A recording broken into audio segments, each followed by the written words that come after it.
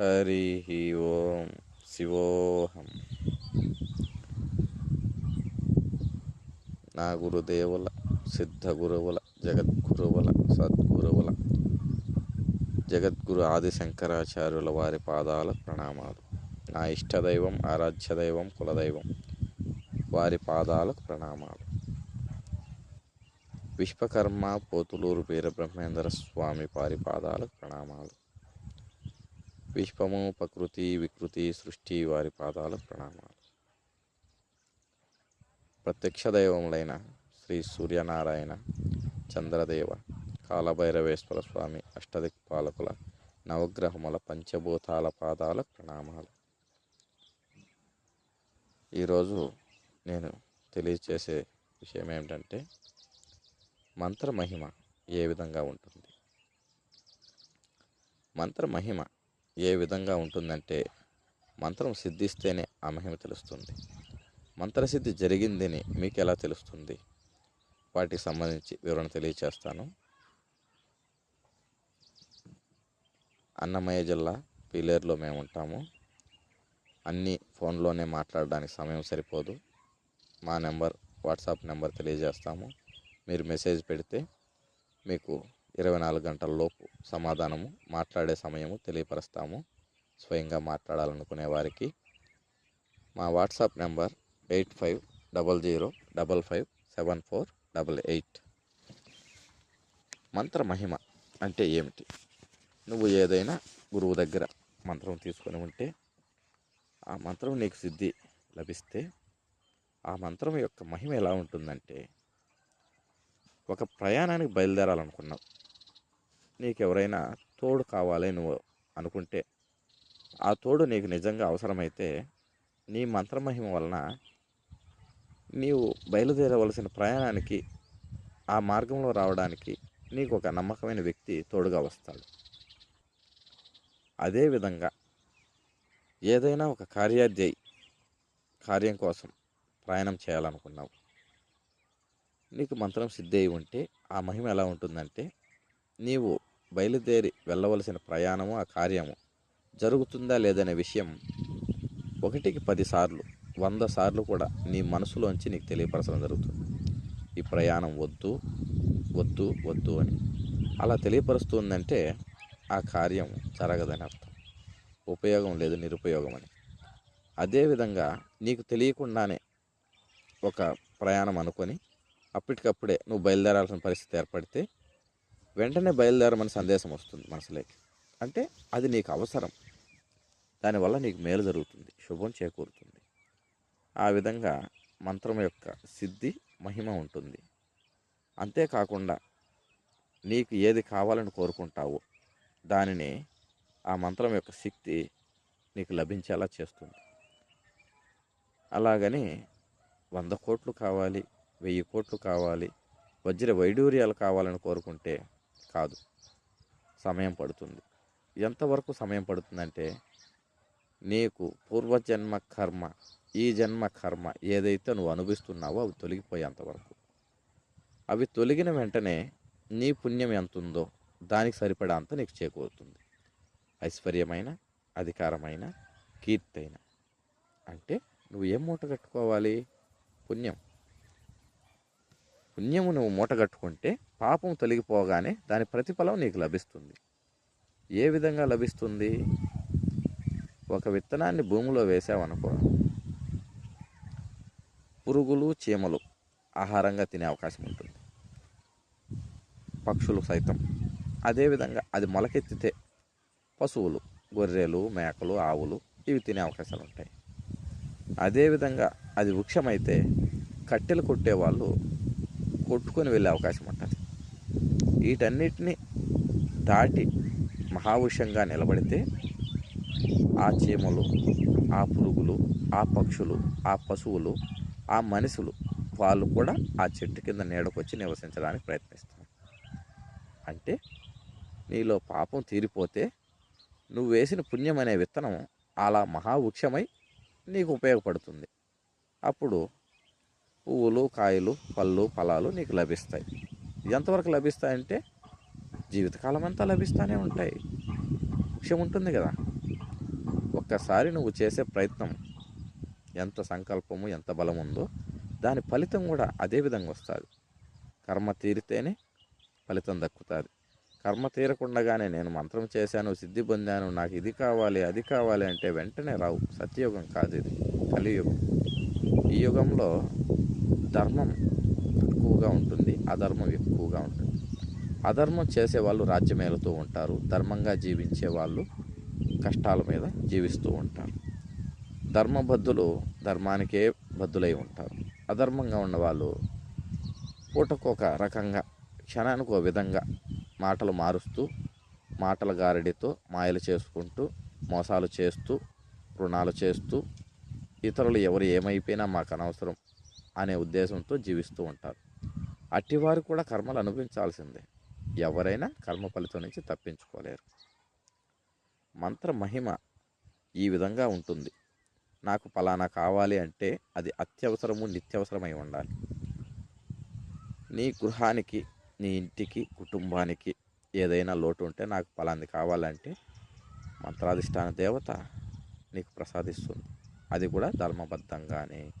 దానికి కావలసిన ధర్మం నీకు సరిపడే విధంగా ధర్మబద్ధంగానే ప్రసాదించడం జరుగుతుంది, కానీ అధర్మంగా ఏది ప్రసాదించడం జరగదు. ధర్మబద్ధంగా ప్రతి ఒక్కటి నువ్వు కోరుకుంటే ప్రతి ఒక్కటి నీకు నెరవేరుతాయి. అంటే నువ్వు 3 పూట్ల తినడానికి పస్తు లేకుండగా, నువ్వు ఉండడానికి నివాసానికి ఇబ్బంది లేకుండగా, నీ జీవనానికి, నీ సంసారానికి, నీ సంతానానికి.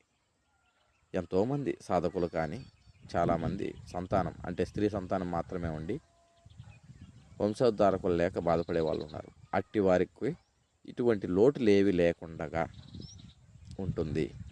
దానికి చిన్న నిదర్శనం చెప్పాలంటే, ఇప్పుడు ప్రస్తుతానికి నా వయసును బట్టి మీ అంచనా ఉంటుంది, ఓ 40-50 ఉంటుందని.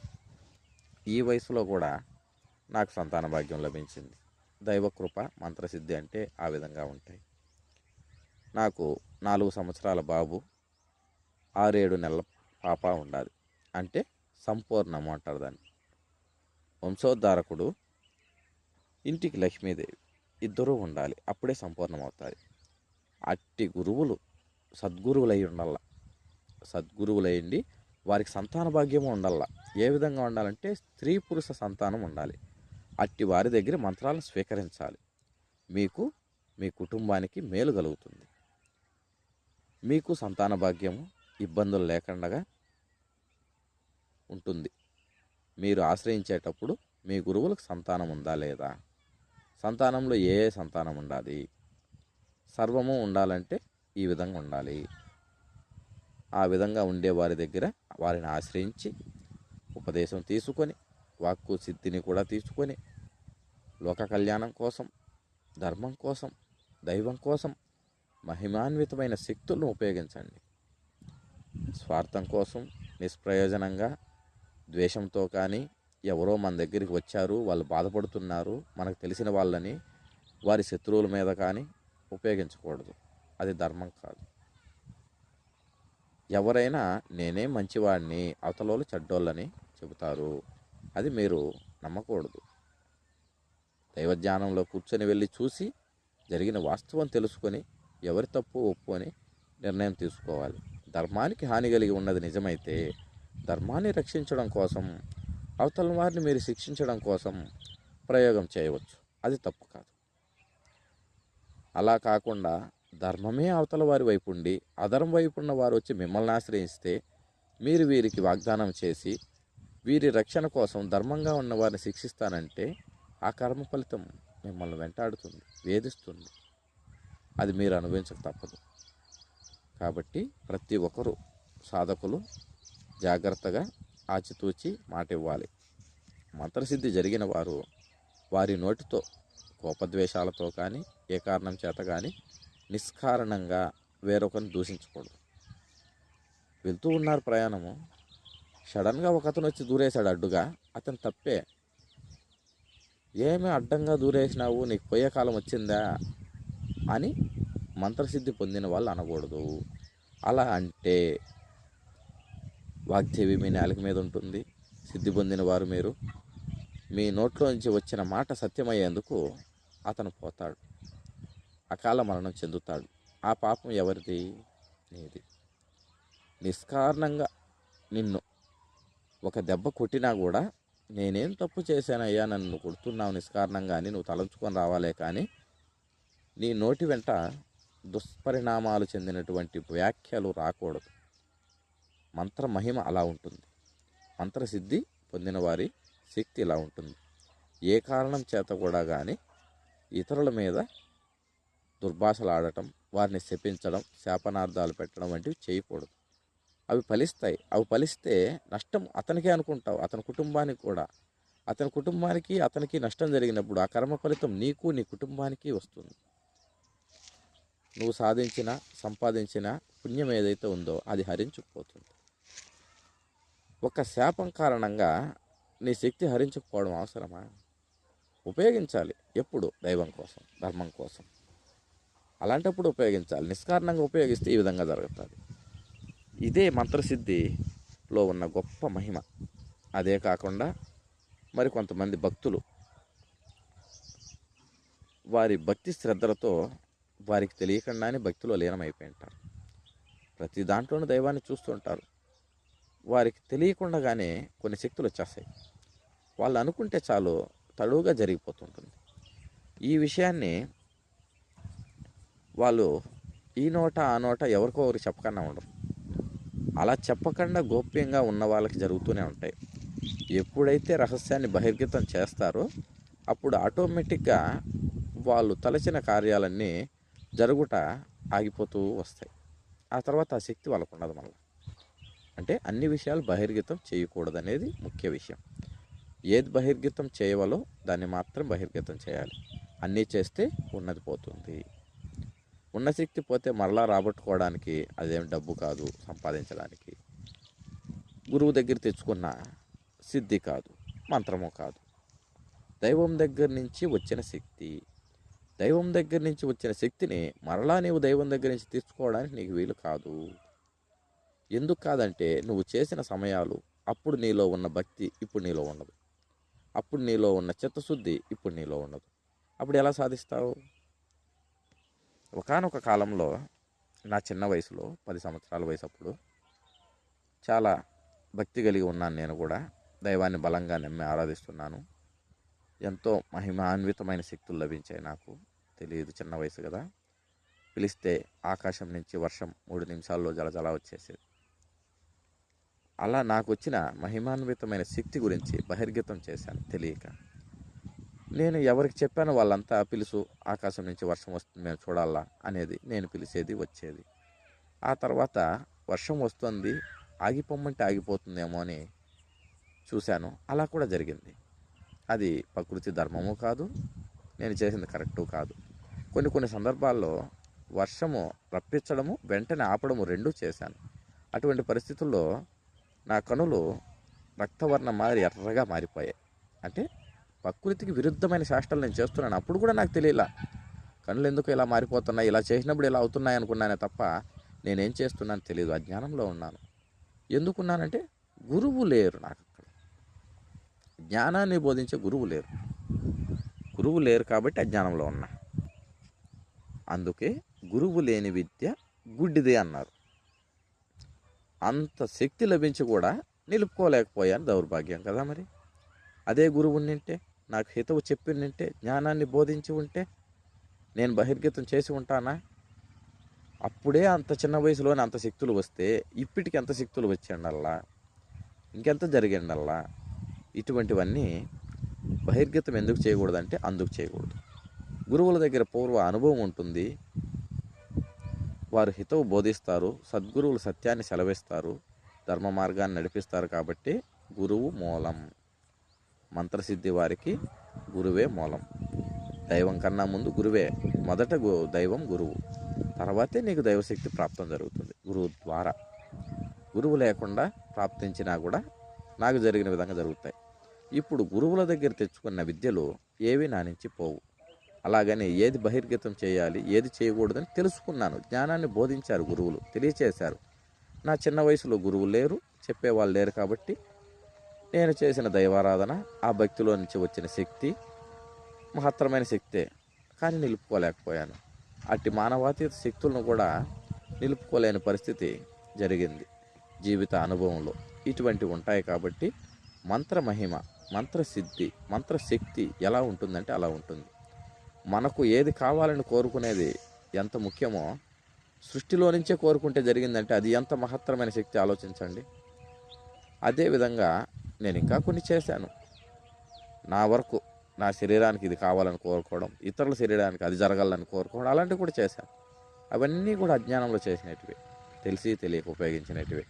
వాటి వల్ల అంతా అనుకున్నది అనుకున్నట్టుగా జరిగింది, కానీ నాకేం ఉపయోగం లేకుండా పోయింది.